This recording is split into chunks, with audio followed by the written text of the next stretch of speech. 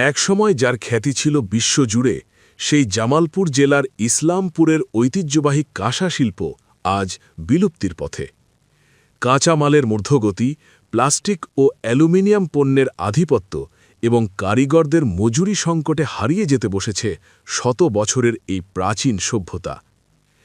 ইসলামপুর প্রতিনিধি আবিদ হাসান জানান, ইতিহাস থেকে জানা যায় ১৯৪২ সালে লন্ডনের বার্মিংহামে আয়োজিত বিশ্ব হস্তশিল্প প্রদর্শনীতে ইসলামপুরের শিল্পী জগৎচন্দ্র কর্মকারের তৈরি কাঁসা শিল্প সর্বশ্রেষ্ঠ বিবেচিত হয়ে স্বর্ণপদক লাভ করেছিল। একসময় বিয়ে বা আকিকার মতো সামাজিক অনুষ্ঠানে উপহার হিসেবে কাঁসার জিনিসের কোনো বিকল্প ছিল না। এমনকি স্বাস্থ্যসম্মত হওয়ায় এর চাহিদাও ছিল ব্যাপক। বর্তমানে প্লাস্টিক ও মেলামাইন পণ্যের সস্তা বাজার এবং কাঁসা তৈরির উপকরণের আকাশচুম্বী দামের কারণে এই শিল্পটি অসম প্রতিযোগিতার মুখে পড়েছে।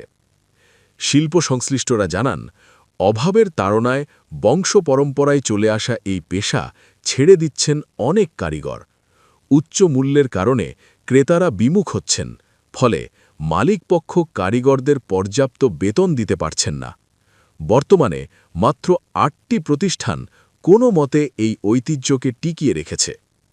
ইসলামপুর বাজারের ব্যবসায়ী সংশ্লিষ্টরা জানান, যথাযথ সরকারি বেসরকারি পৃষ্ঠপোষকতা পেলে এই শিল্পকে আবারও পুনরুজ্জীবিত করা সম্ভব।